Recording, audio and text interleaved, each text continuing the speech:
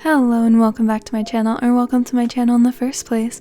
Today we have a Shinso X listener, It's Safe in Your Arms by Apple Pie 47 on AO3. The link will be in the description. Go give them likes, kudos, and all of those things, and let's go ahead and get into it. The red glowed bright from your alarm clock. It illuminated just a shade brighter as it signaled 2 o'clock, before it went back to its original color. You let out a frustrated sigh. It's already 2 in the morning, huh? It was difficult living with insomnia. It's like a shadow constantly hovering over you, but instead of appearing with the light of day, it appeared at night. You'd given up on wishing it away because you knew that as long as you're alive, it won't go away. Spending helpless nights, praying for just one night of sleep, crying your eyes dry, none of this helped. The prescribed medicine didn't change anything, it just made you feel dead in the morning, making you look all drowsy and lifeless. A shallow laugh escaped your lips as you wondered how others see you. They probably thought that you looked like a zombie, dragging yourself around the place. The dark bags under your eyes were no longer an insecurity, you'd lived with them for so long. You had come to not even care about anyone's opinion on them. In fact, it was quite funny to see their reaction when you had a little fun, meddling with a few truths. You remember that one time a few years ago, when your classmates were whispering about your dark under eyes. You stood up and gave your best fake sob. "I'm so sorry if my eye bags offend you. I've been taking the meds for most of my life, but with only 2 months of my life left, I've realized there's no point. I've stopped taking them, so now I look like this." A few loud gasps around the room. You see the startled looks on their face, but decide that taking it a little further won't hurt anyone. But it's okay, because I've only got to live with them for 2 more months. After that, you gave your most dramatic cry. After that, I'll be gone. The whispers didn't stop like you had wanted, but instead increased, and the rumors about your remaining lifespan were around every corner. Indeed, 2 months later, they did not ever see you again, although not for the reason they believed. You weren't dead, you had just moved schools, and you were grateful for doing so, because at UA, they didn't whisper about your looks. Looks didn't matter, well, maybe not for everyone, but the ones that did care about looks were the minority. The ringing inside your head wouldn't stop. Some nights it became so loud, you'd put your hands over your ears in attempts to make it stop, but naturally, it never helped. Nevertheless, tonight it was awfully loud. It had started not more than a few seconds ago. It was loud and clear, maybe enough to be mistaken as a phone call. You turned to your phone on the bedside table. Its screen glowed. The ringing was your phone. Who in their right mind would call you at this time of night?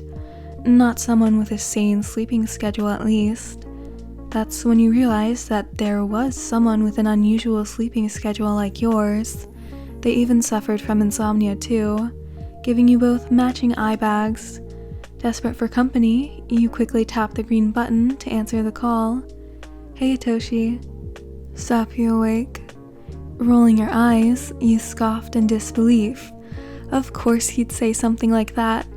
"No, my dude, I'm not awake, and my soul, which was supposed to depart for dreams, decided to answer your call."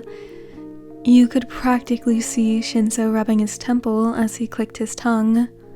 "Well then, I guess you want to go back to your dreams. Good night." No, you didn't want to go back to the hellhole of a silence, waiting for what felt like 1,000 years for a miracle causing sleep to come your way. "No, don't go, I'm awake. You could clearly imagine the smug smile on his face as he heard your reply. "Meet me at the blue wall." Your usually dull eyes lightened as you heard this. A grateful smile plastered on your lips. Ending the call immediately, you pulled on a fluffy purple jumper with some black pants, making your way out of the house and to the meeting spot. The blue wall was where you first met him. Finding your way there on another one of your sleepless nights, you discovered him.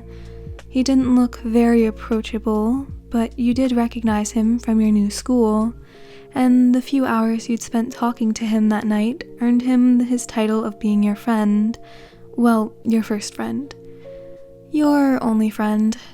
Once again, you saw his silhouette perched up on the brick wall.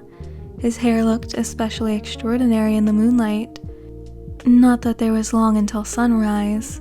His feet barely touched the ground. A soft smile greeted you as you walked up to him, jumping onto a spot on top of the wall beside him. He offered you a can of soda, and as you took it, the cold drink burned your throat as you took a huge sip. It made you feel alive. He took a sip from his own before continuing to tap a familiar rhythm on the can with the tip of his nail. You had heard it many times before, but only from him. You hadn't ever heard it anywhere else. Always tapping to the beat or humming the rhythm when he thought no one was listening. But you were. Turning to him, you studied his face. His eyes closed into a resting face, and you noticed for the umpteenth time how long his eyelashes were. You'd be lying if you said you weren't jealous of them. His skin was pale and smooth, and unlike his unapproachable demeanor, he almost never frowned, so it was no surprise that he didn't have frown lines on his face.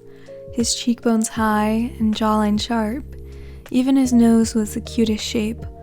Finally, of course, his eyes. They were beautiful.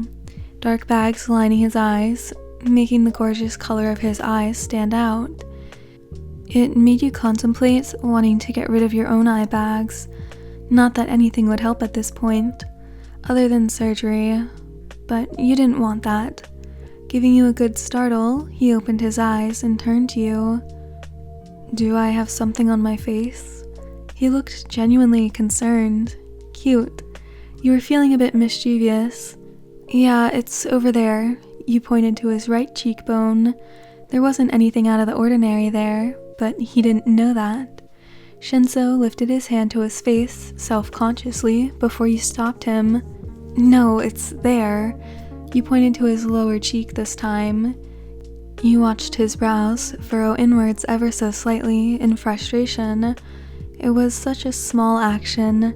If not paid attention to, it would be missed. That's what attracted your attention to him even more. The way he didn't make large gestures or didn't show a variety of emotions like others. You stopped him in his tracks again. I think it's all over here."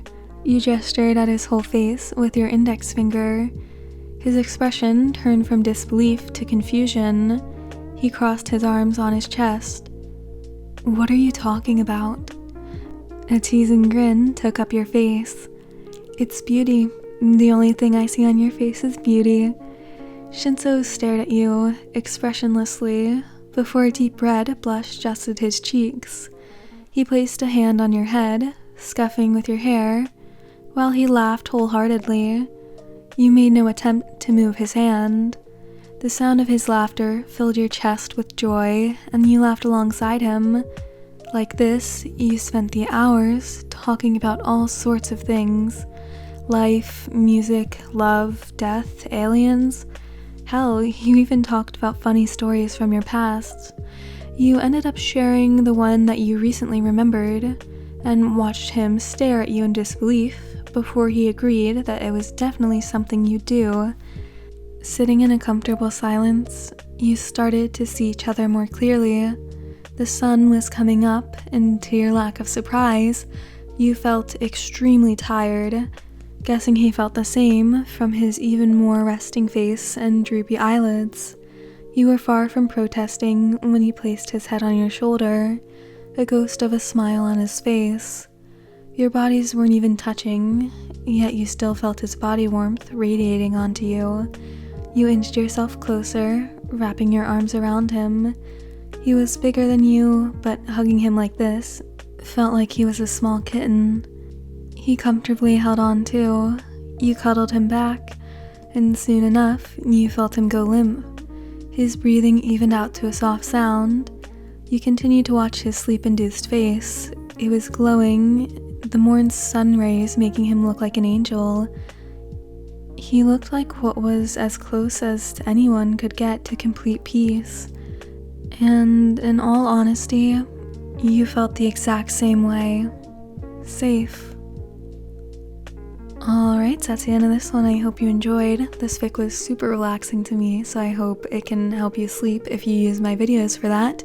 Either way, music link, fanfic link, Discord link, and thumbnail art link will all be in the description, so go check those out. I hope you have a great rest of your day, night, whatever, and I hope to see you in the next one. Goodbye!